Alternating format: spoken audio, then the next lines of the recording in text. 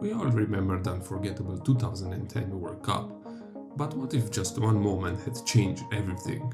A single kick, a single decision, a single goal.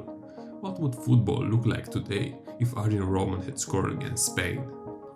In this alternate reality, the Netherlands lifts their first ever World Cup and the course of football history is rewritten forever. But first, let's rewind to one special summer 15 years ago.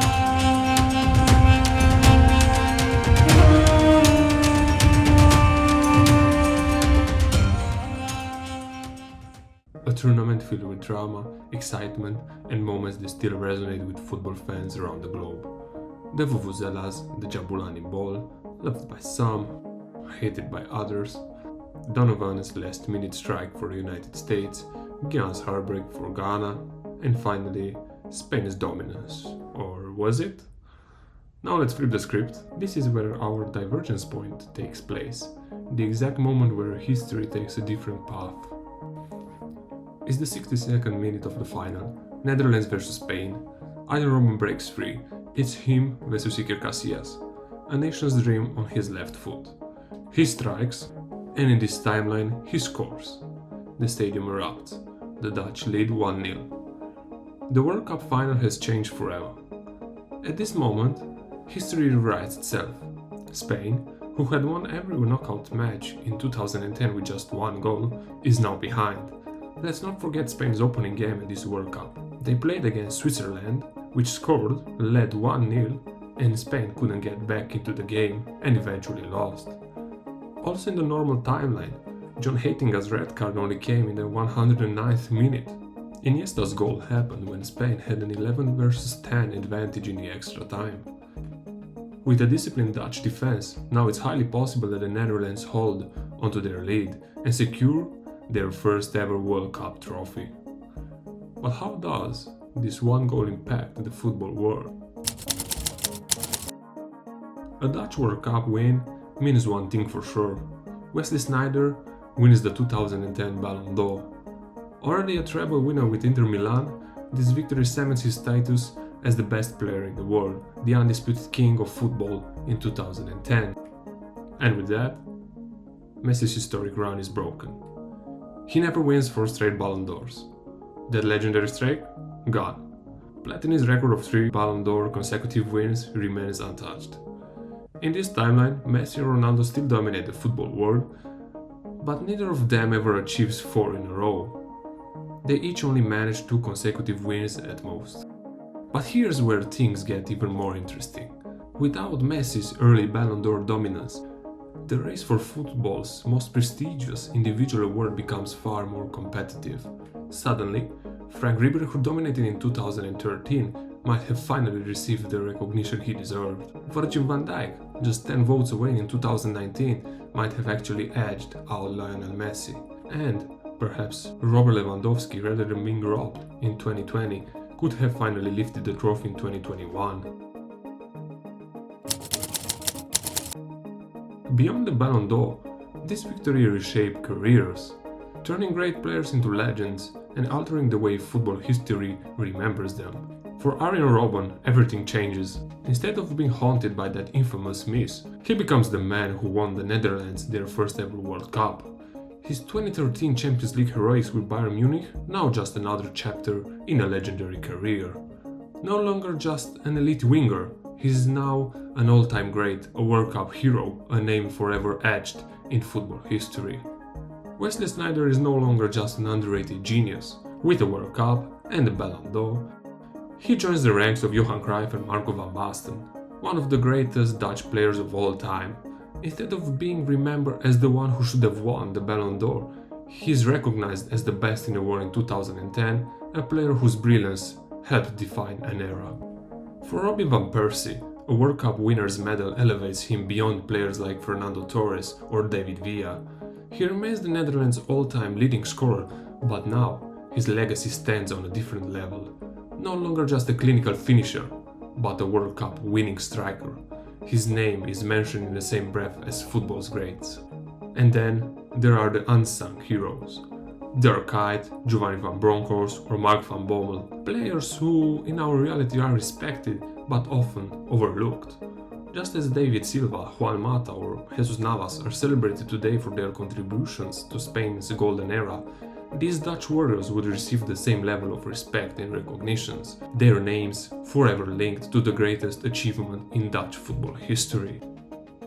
But it's not just Dutch players who are affected. Spain's greatest ever generation takes a hit.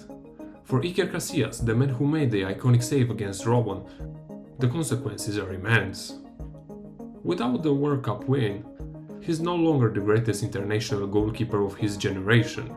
He still wins everything at the club level with Real Madrid, but the loss in 2010 casts a shadow over his legacy.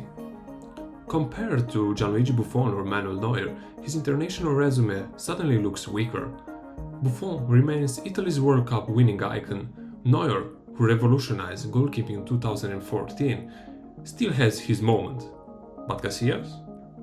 Without the World Cup, his GOAT status in the goalkeeper debate feels far less secure. And what about Spain's 2014 World Cup defense? In our timeline, it was already a disaster. In this alternate reality, with fewer world champions in their squad, the downfall happens even faster. The aura of invincibility around Spain's golden era is shattered sooner, and the team's dominance fades before it even truly peaks. A Dutch victory in 2010 doesn't just change individual careers, it reshapes the entire landscape of European football. From tactical philosophies to league dominance, the ripple effects of this alternate timeline are massive. The tiki-taka reigns weakens. Spain's triumph in 2010 validated a possession-based football, reinforcing the idea that dominating the ball was the key to success. But if the Netherlands had won, the world might have never fully embraced this philosophy the way it did. Instead, total football gets a second wind. The Dutch model built on pressing, fluid movement, and attacking intent takes center stage. Tactical innovations that later defined teams like Jurgen Klopp's high-pressing Liverpool or Pep Guardiola's evolution at Manchester City might have arrived even earlier. Rather than prioritizing small, technically gifted midfielders in the mold of Xavi, Iniesta and Busquets, teams might have sought more versatile, physically dominant players, blending technical excellence with pressing intensity. Football, as we know it today, could have looked completely different. Also, the Dutch football could gain more investment. A World Cup victory can transform a nation's footballing future. Look at what happened to France after winning in 1998. Their investment in youth development skyrocketed. The Clairefontaine Academy, already a breeding ground for talent, became a world-class pipeline that produced legends like Thierry Henry, Anelka, Kylian Mbappé, and even later stars like Aurélien Tchouaméni. Had the Netherlands lifted the trophy in 2010, a similar revolution could have happened. Ajax, PSV and Feyenoord might have attracted stronger international investment, making the Eredivisie a powerhouse league rather than a stepping stone for players heading to Spain, England or Germany. With proper backing, Dutch football might have retained more of its rising stars, instead of watching them leave for bigger clubs. Perhaps Frenkie de Jong never moves to Barcelona, or maybe Matthijs de Ligt stays longer at Ajax. In this timeline, the Dutch league could have been a legitimate competitor to the main European leagues, rather than a feeder league. Instead of declining after 2014, the Netherlands remains a top-tier international powerhouse. In our reality, the Dutch team failed to even qualify for the 2018 World Cup, signaling a rough period for the Orange. But with the 2010 World Cup win, momentum stays on their side. More young talents choose to stay in the Dutch football, strengthening domestic clubs and keeping the national team in the elite tier. A stronger, more confident Netherlands might have gone on to win the 2014 World Cup instead of crumbling against Argentina in the semi-finals. A Dutch victory in 2010 wouldn't just change their own history, it would send shockwaves across international football, altering the fate of multiple national teams. One goal in 2010 might not have just changed that tournament, it could have shifted an entire decade of international football. So, what if the Netherlands had won the 2010 World Cup? So, let's recap. Wesley Sneijder wins the Ballon d'Or, altering Messi's dominance forever. Arjen Robben and Robin van Persie become undisputed all-time greats. The Ballon d'Or sees more diversity in winners, breaking Messi and Ronaldo's monopoly. Dutch football rises as a powerhouse, shifting tactical evolution and league dynamics. Football as we know it never looks the same again.